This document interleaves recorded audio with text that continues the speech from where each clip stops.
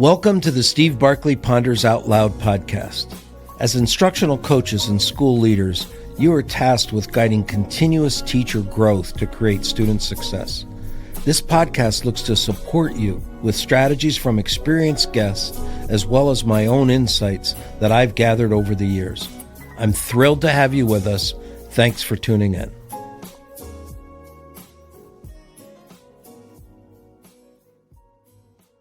Leading from the middle, principals and teacher leaders.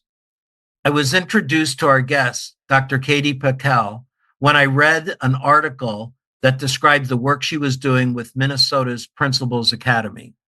Dr. Pekel is the Executive Director of Educational Leadership at the University of Minnesota, where she leads the Minnesota Principals Academy, their Executive PhD program, the Principals Support Series, and the Urban Leadership Academy. Dr. Pekel has served at all levels of K-12 education, including as a high school English teacher, an elementary principal, and middle school principal. She has led the development, execution, and dissemination of Minnesota Principals Survey since 2021. Welcome, Katie. Thank you, Steve. I'm so glad to be here. Appreciate it.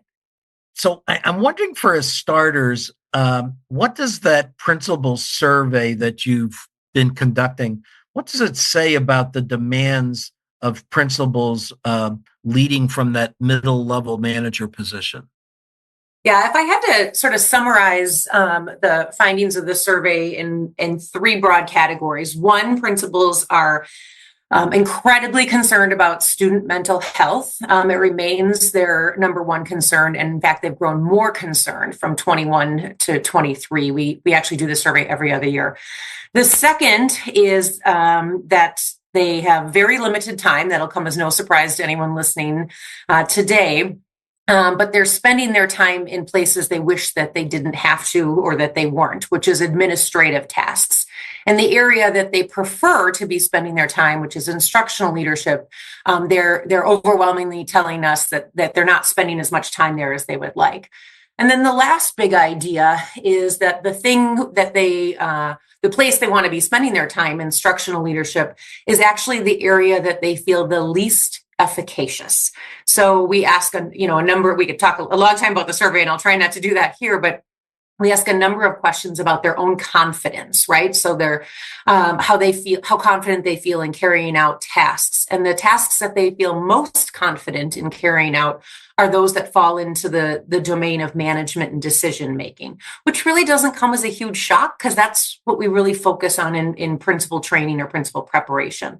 But the area that's really the most important, which is instructional leadership, are the areas that they tell us that they feel least confident.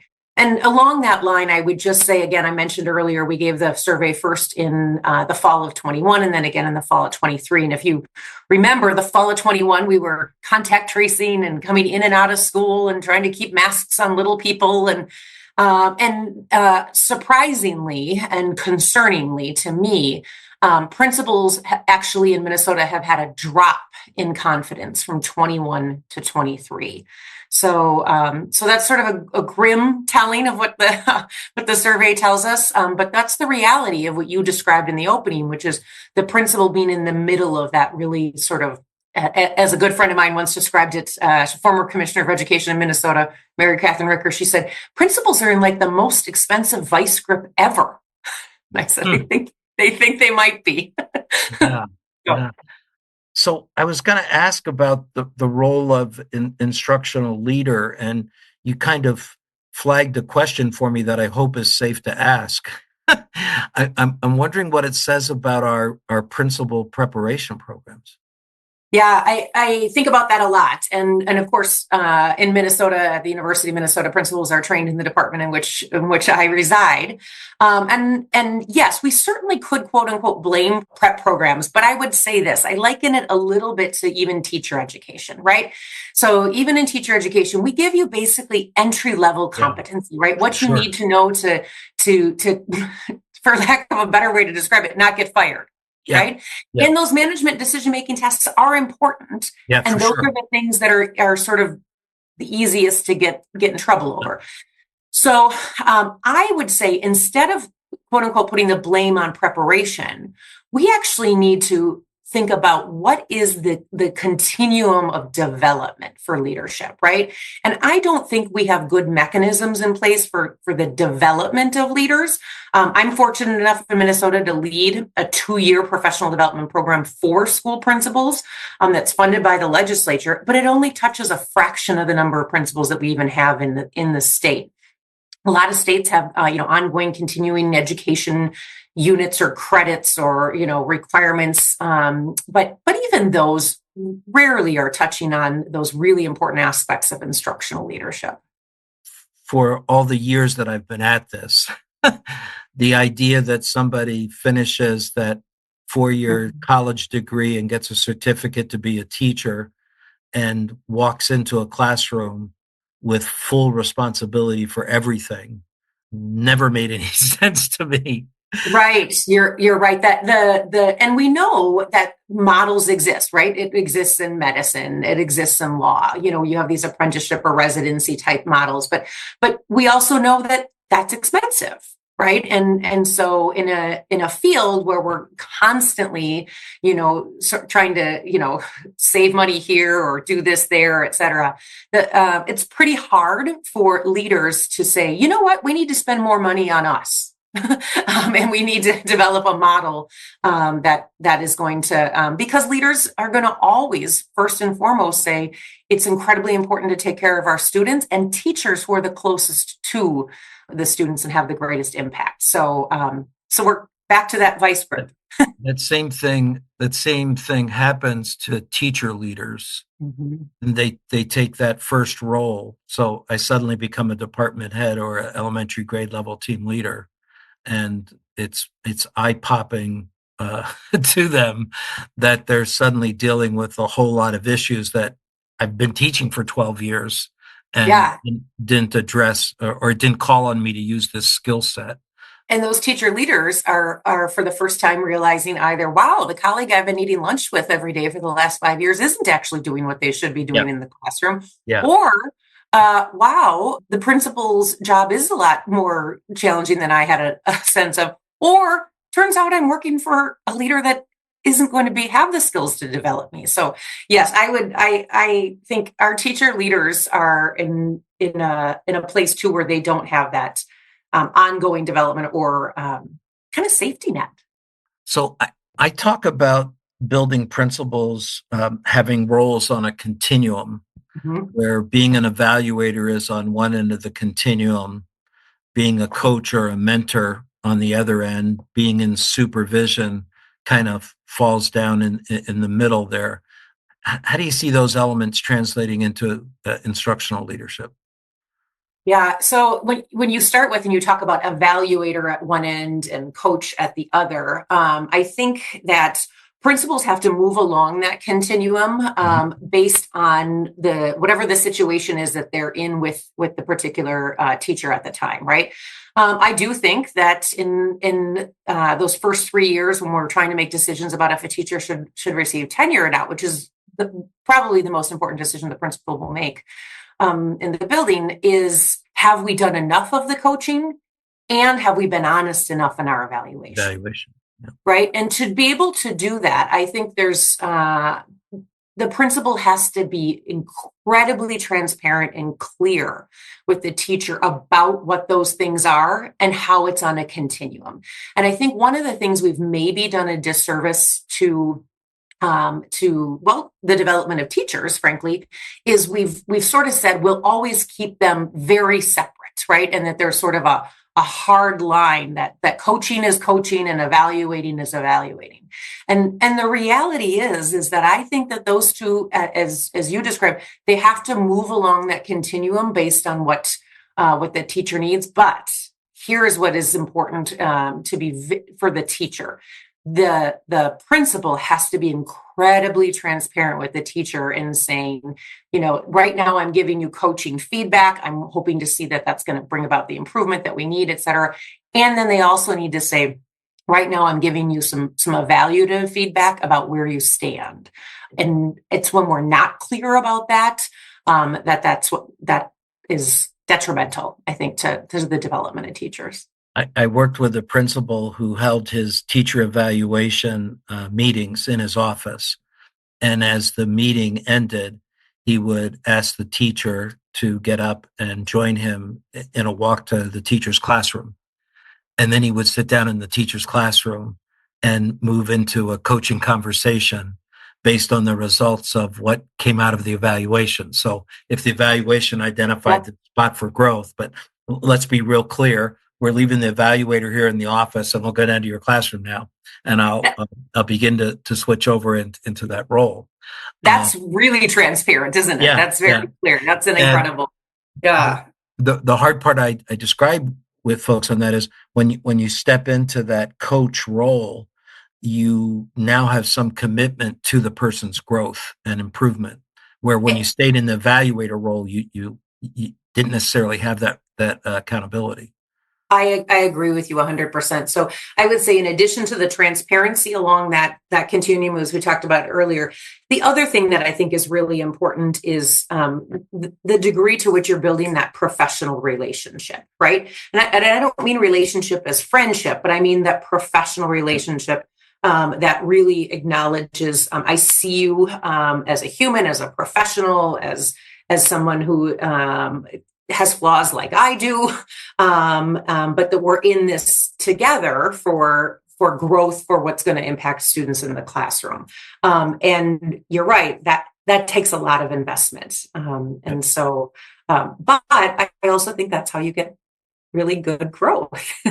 Yep.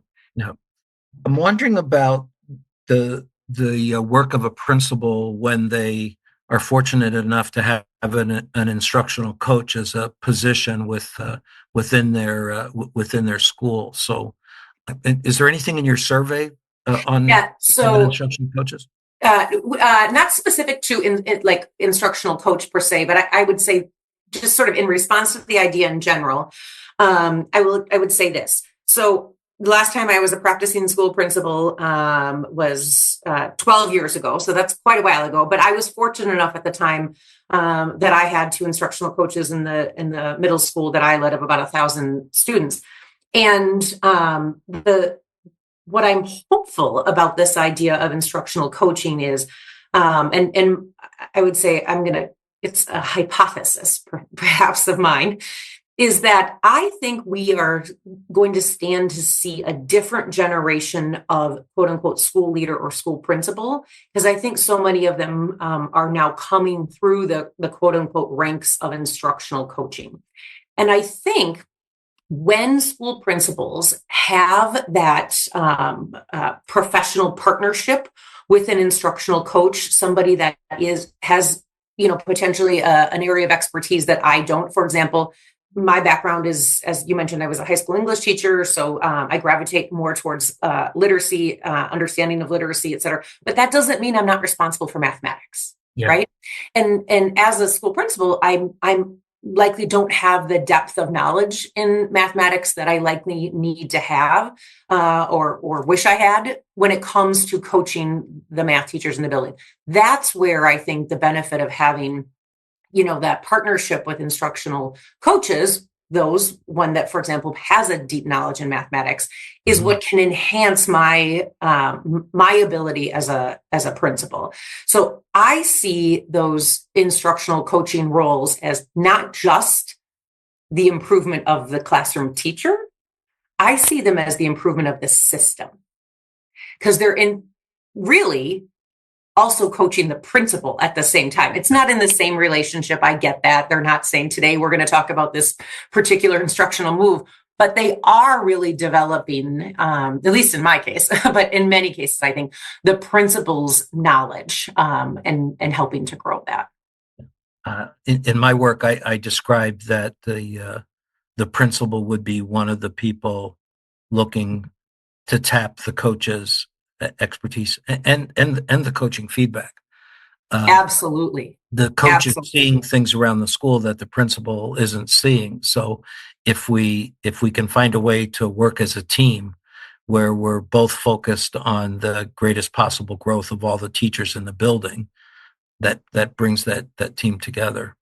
It really does. And I think one of the programs that I'm fortunate enough to also oversee at the University of Minnesota, we call it the Minnesota Instructional Leadership Academy, but it's a partnership with the Center for Educational Leadership out of University of Washington. And they call it the ILA, or Instructional Leadership Academy.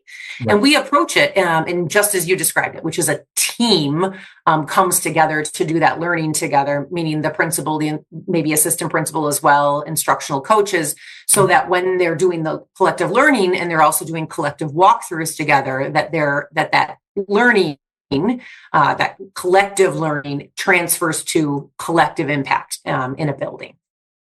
So I'm wondering about the role of the principal in generating teacher leadership, beyond the concept of an instructional coach. But how does that fit into the administrator's role?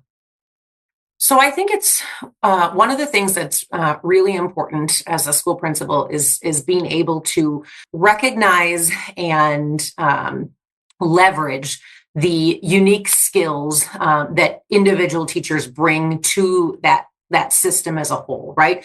So I might see one teacher as incredibly good at building a humanizing and welcoming classroom environment, and then I might see another who's incredibly good at using assessment data to move instruction and to move student performance, et cetera. I think for a principal to balance and not prioritize particular skills above one another, but to leverage for the system as a whole is sort of one of their primary jobs. And I think what can happen is, because we're humans, right? In human nature, we might gravitate towards someone or some type of skill that we're most comfortable with, right? So I might gravitate to those who are more focused on curriculum instruction because that's sort of my area of expertise or background. And I might not gravitate towards those that come out of more of like a counseling and guidance or social work type background.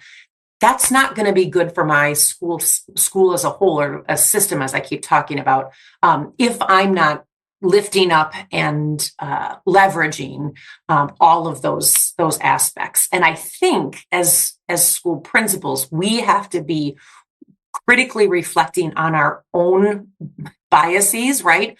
All of the time to say, am I gravitating towards the thing that I feel comfortable with or better at? And if that's the case, what do I do to challenge myself out of that?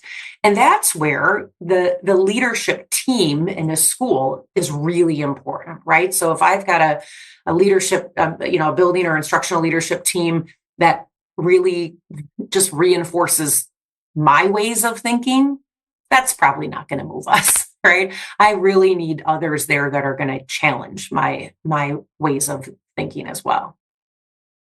I'm really hearing team building. Yeah.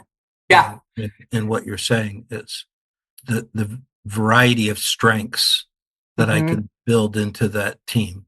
Yeah. And team building, I like how you use that term. And team building isn't, do we all like each other and get along? Right. And I think too often that's a sort of approach. So there's a non-education book. It's called Smart Leaders, Smarter Teams, I think is what it is. Schwartz is the author. And he lays out, I think it's these 6 aspects of kind of what you need to do to develop sort of high functioning teams. And I use it with principals in the Minnesota Principals Academy. And principals are usually like, oh, well, this seems like blinding flash of the obvious, but I haven't been thinking about my teams in this way. So it's really the difference, I oftentimes say, between a team and a committee, right?